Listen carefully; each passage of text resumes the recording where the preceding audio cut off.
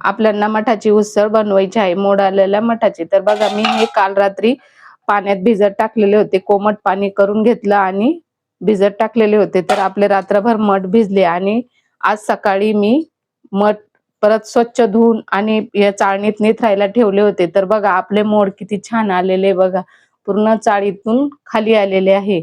तर मी हे मोड आता काढले, म्हणजे आज दिवसभर असे चाळणी टाकून झाकून ठेवले होते। तर बघा आपल्या याला मठाला किती मस्त मोड आलेले आहे। हे कडधान्य आपल्याला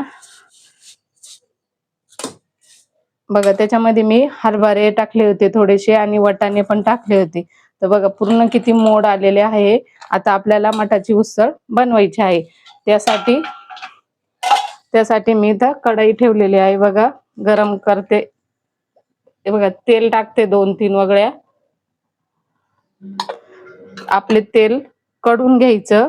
नंतर इथे बघा मी 2 बारीक कांदे चिरून घेतलेले आहे, एक बटाट्याचे साल काढून एक बटाटा चिरून घेतलेला आहे, कढीपत्ता घेतला, कोशिंबीर घेतली, 1.5 चमचा मीठ घेतलेला आहे, लसूण घेतला आणि त्यानंतर मी काळा मसाला घेतलेला आहे, एव्हरेस्ट मसाला घेतला, लाल तिखट मिरची घेतली आणि धना पावडर घेतली, हळद घेतली आणि हिंग पावडर घेतलेली आहे।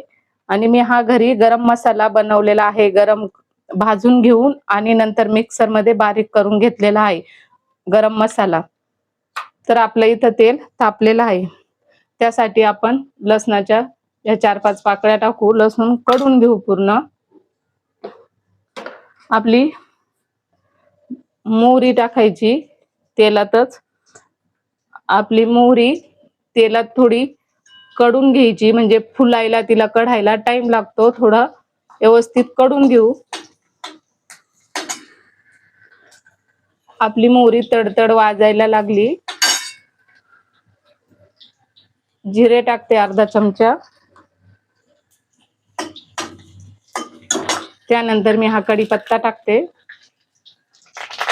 बघा आपला कढीपत्ता तडतडायला लागला का हे मी पूर्ण मसाले टाकून घेते।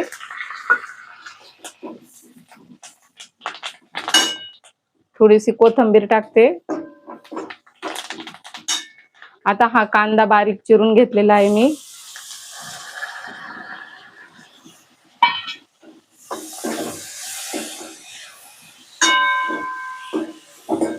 आपला कांदा व्यवस्थित हलवून घ्यायचा, म्हणजे व्यवस्थितपणे शिजल्या जाईल। हलकासा असा गुलाबी होईपर्यंत हलवीत राहायचा। त्यानंतर हे बटाटे टाकते,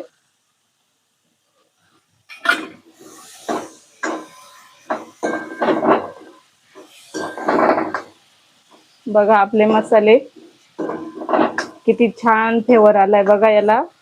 त्यानंतर थोडस हिंग टाकते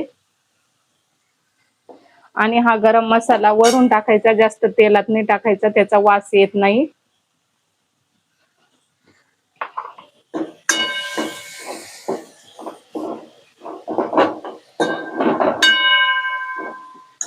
त्यानंतर हे मीठ टाकते 1.5 चमचा।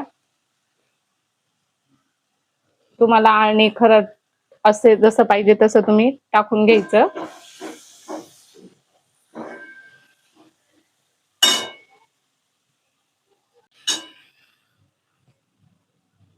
आपण हे थोडस पाणी टाकू आणि पाण्यात हे थोडस शिजून घेऊ, म्हणजे आपले मसाले व्यवस्थित शिजले जातील आणि आपल्या भाजीला व्यवस्थित तरी येईल। याला पाणी सुटेपर्यंत, कारण पाणी नाही टाकलं तर आपले हे मसाले करपट होतील, जळून जातील, त्यामुळे थोडस पाण्यात शिजून घ्यायचे। त्यानंतर आपली ही मटकी टाकून घेऊ आपण। मी धुवून स्वच्छ करून घेतलेले आहे। आपल्याला रस्सा धरायचा आहे, त्यामुळे आपण एवढी मटकी टाकणार नाही।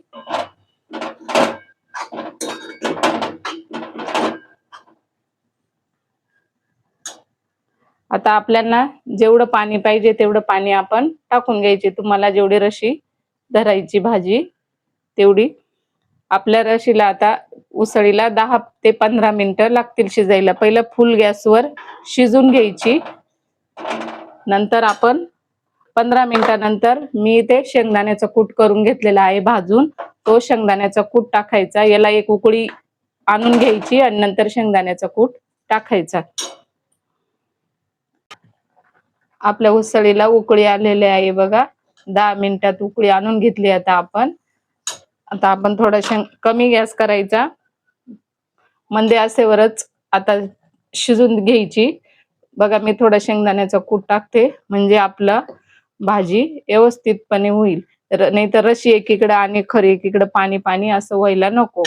एकदम गावरान पद्धतीने उसळ बनवली आहे मी बघा. आता हिला आपण कमी गॅसवरच शिजून घ्यायची आणि अर्धा झाकण ठेवायचं. पूर्ण झाकण ठेवायचं नाही. अर्ध्या झाकण ठेवून मधून मधून हलवून घ्यायची. नंतर उसळ शिजलेले आहे बघा. किती मस्त शिजली आणि वरून रशी पण बघा किती छान आलेली आहे. आता आपली उसळ तयार आहे. तर आपण आता ही वरून सरी कोथिंबीर टाकून घेऊ.